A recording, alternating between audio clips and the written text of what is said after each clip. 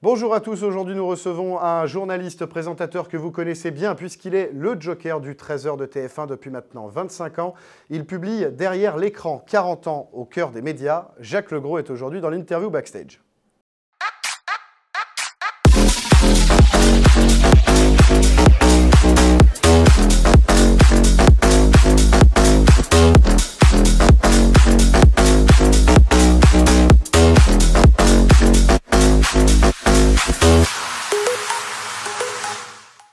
Jacques Legros, bonjour.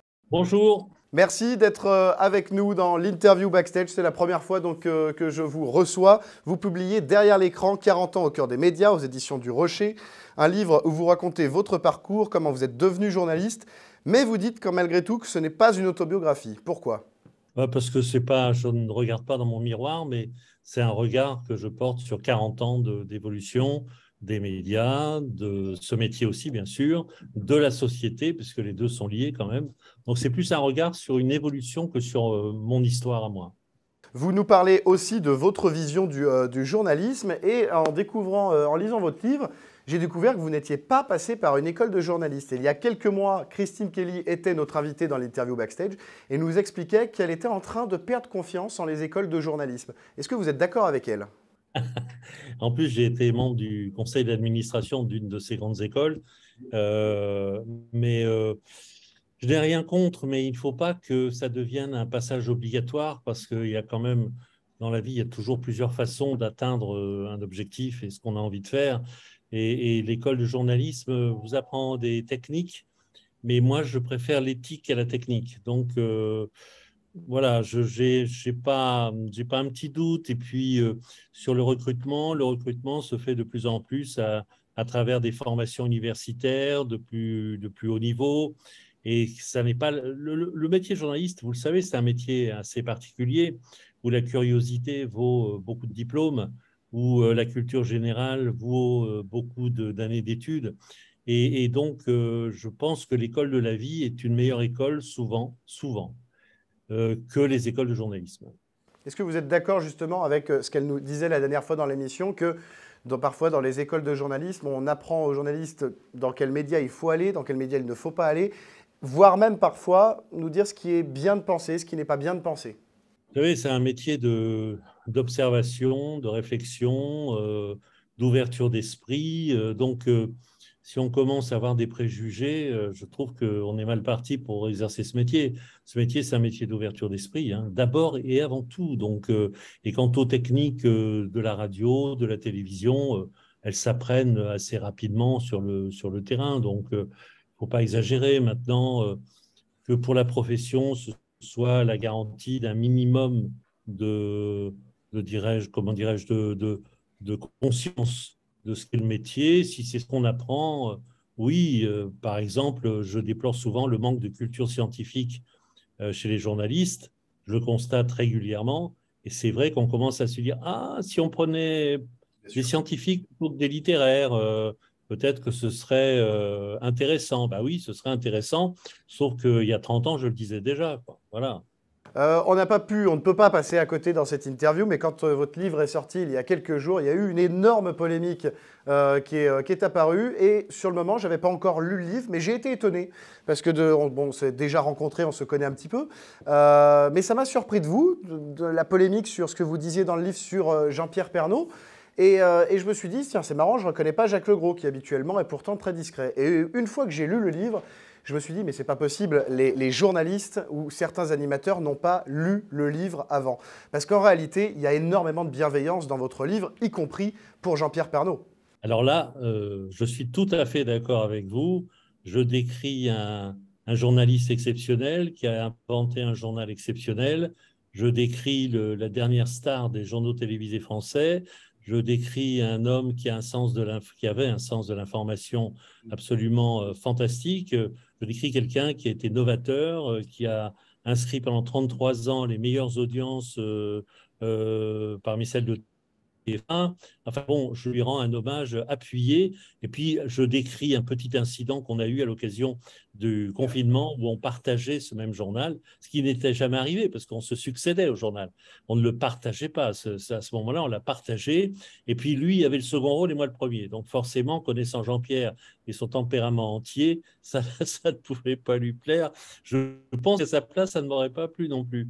Et du coup, à un moment, il y a eu un petit accrochage et j'ai dit non, là, ça va, quoi. Jean-Pierre, là, il faut arrêter. Mais vous en parlez même, je vois, je vais quand même citer un ou deux extraits, vous en parlez même avec une certaine tendresse, j'ai envie de dire. On se voyait quand même lors de mes passages à TF1 pour parler de la chaîne, du journal, des partants, des nouveaux, toujours un peu ronchon, le Jean-Pierre, toujours dans le conflit, on parle parfois en action, dès qu'on touchait à son journal et à ses correspondants. Mais il n'y a pas que ça. Jean-Pierre a mis au monde son journal, l'a élevé, l'a fait grandir, parfois vieillir, ne l'a jamais lâché, même absent, les vacances l'ennuyaient et il en prenait pour faire plaisir à sa famille. Dès qu'il rentrait, il jubilait de reprendre les choses en main, comme si le JT s'était ennuyé de lui. Je me suis souvent demandé si c'était la passion ou l'immaturité, comme un enfant qui ne peut se passer de son doudou. C'est de la tendresse.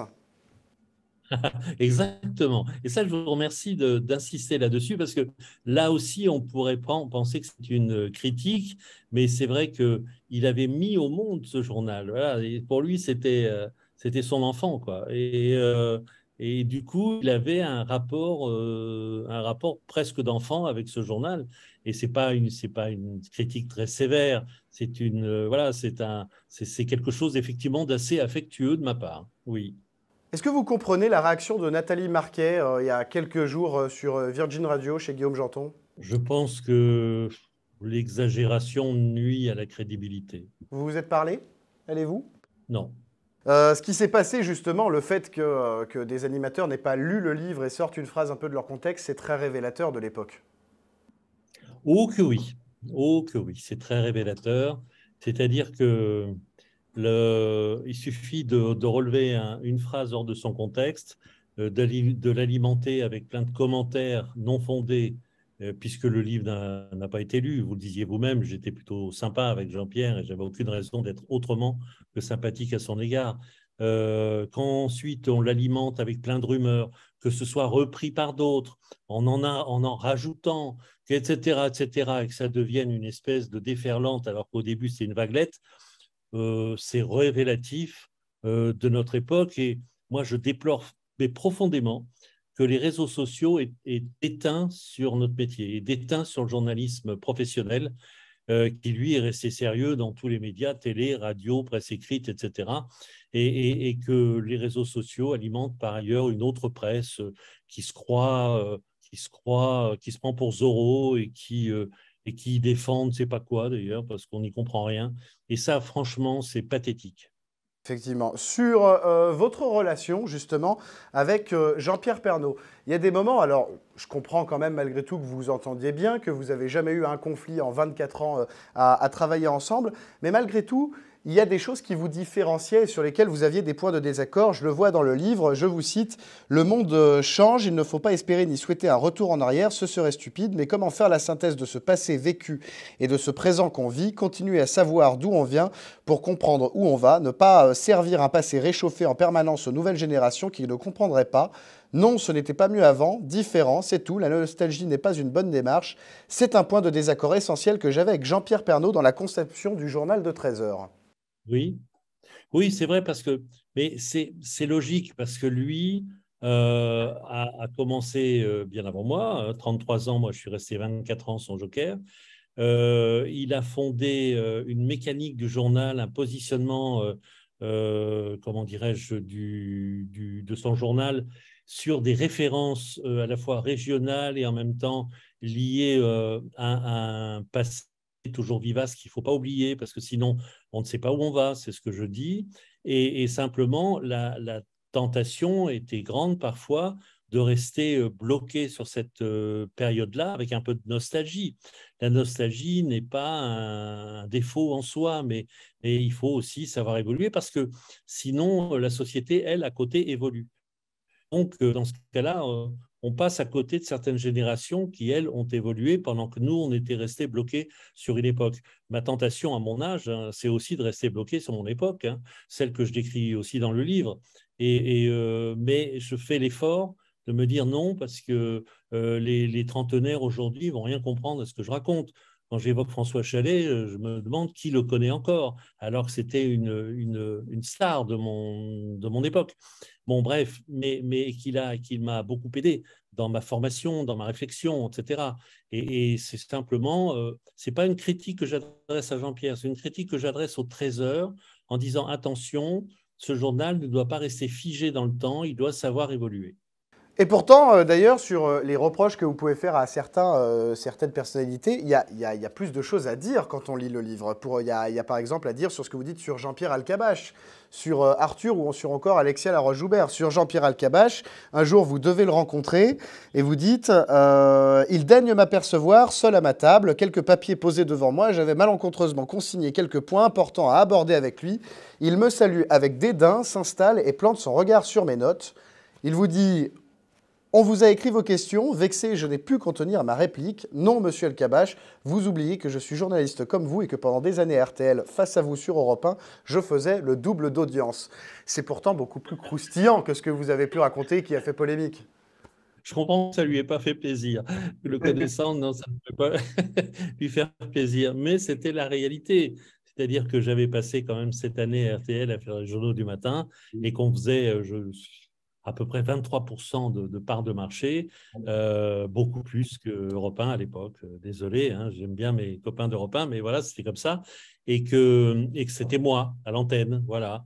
À l'époque où j'ai demandé à rencontrer Jean-Pierre Elkabbach, qui m'avait donné ce rendez-vous. J'étais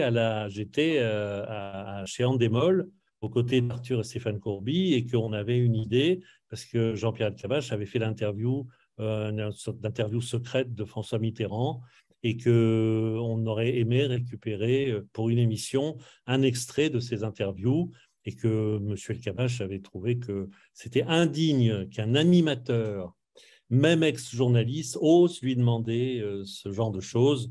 C'est pour ça qu'il est arrivé très agressif en sortant de son interview matinale sur Europe 1 et qui m'a balancé tout de suite cette phrase en pensant défendre son statut de star. Ce métier a changé, évolué, vous en parlez dans le livre. Est-ce que vous aimez toujours autant votre profession qu'à vos débuts ? Heureusement, oui, bien sûr. Bien sûr, quand on fait ce métier, c'est vraiment un choix, c'est une chance, c'est une opportunité inouïe.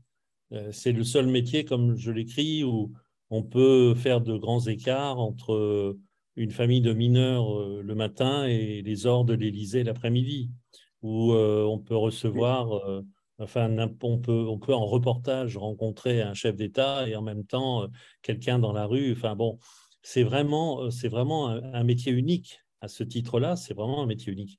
Et donc, j'ai eu cette chance de le découvrir en presse écrite, à la radio, à la télévision, comme reporter, comme présentateur. Et j'ai vraiment eu beaucoup de chance. Il y a une affaire dont vous avez choisi de ne pas parler dans le livre, l'affaire PPDA. Et pourtant, vous avez dit en interview que, non pas que vous étiez au courant de ce qui se passait, mais qu'en tout cas, vous connaissiez très bien la réputation de PPDA et que c'était un homme, vous dites, qui aimait les femmes avec un vrai excès et que ça, vous le saviez. Alors, dans la mesure où les reprises de ce que j'ai pu dire, qui ne décrivent pas un délit, ont donné lieu à toutes les interprétations de la Terre, j'ai décidé de ne plus rien dire, strictement plus rien à ce propos. Les réponses du tac au tac à présent. Jacques Legros, je vais vous poser une série de questions. Vous allez devoir répondre le plus vite possible. Allons-y. Et évidemment, le plus franchement du monde.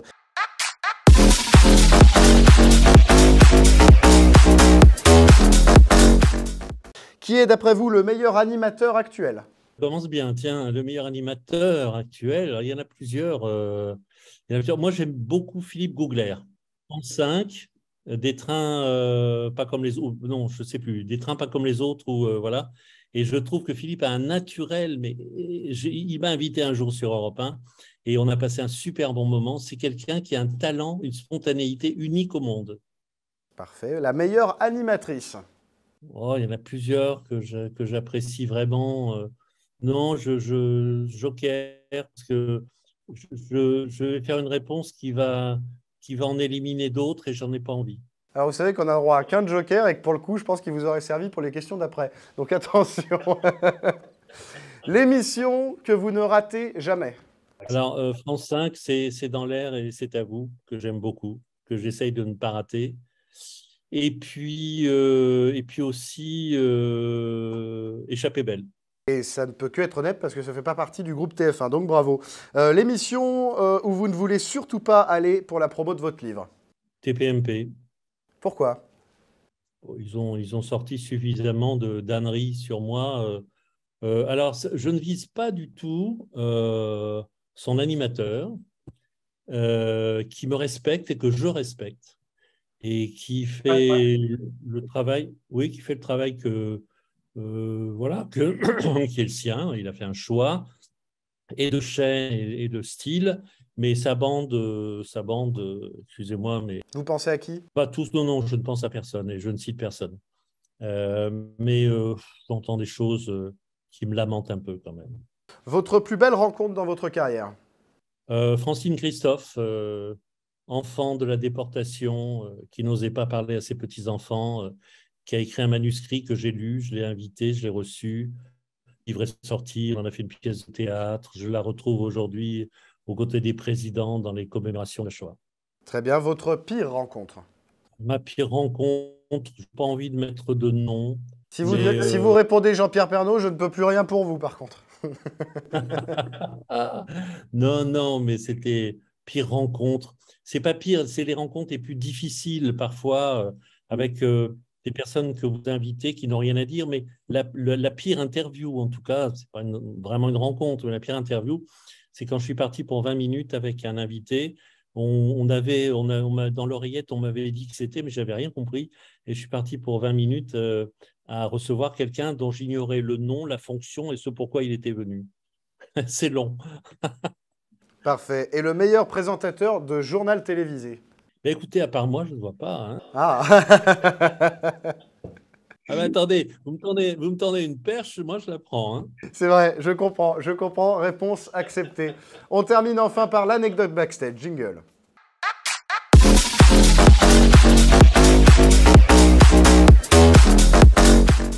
L'anecdote backstage, Jacques Legros, racontez-nous une courte anecdote qui vous est arrivée en coulisses d'une émission et que le public ne sait pas, une anecdote qui vous a particulièrement marqué.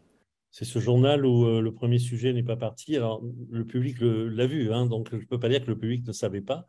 Il y en a tellement. Le bon problème, c'est de faire des choix. Ce premier sujet n'est pas parti, le deuxième non plus, le troisième non plus. Et au bout du troisième, on se dit là, on est quand même mal parti. Et donc, là, la meilleure arme dans ces cas-là, c'est le sourire. Ouais, si ça continue, on va commencer le journal par la fin, parce que là, sinon, on n'y arrivera pas. De tout de suite dédramatiser la situation, de sorte à ce que le téléspectateur vraiment sourit avec vous, justement. Mais évidemment, si on commence à se décomposer, c'est la mort. Mais, et puis aussi en plein direct avec Carole Rousseau dans Plein les yeux ou les 30 histoires. Ça, j'avoue que je ne sais plus bien. Où le quart régie qui retransmettait l'émission a pris feu. Et on s'est retrouvé dans le noir sans savoir si on était resté à l'antenne.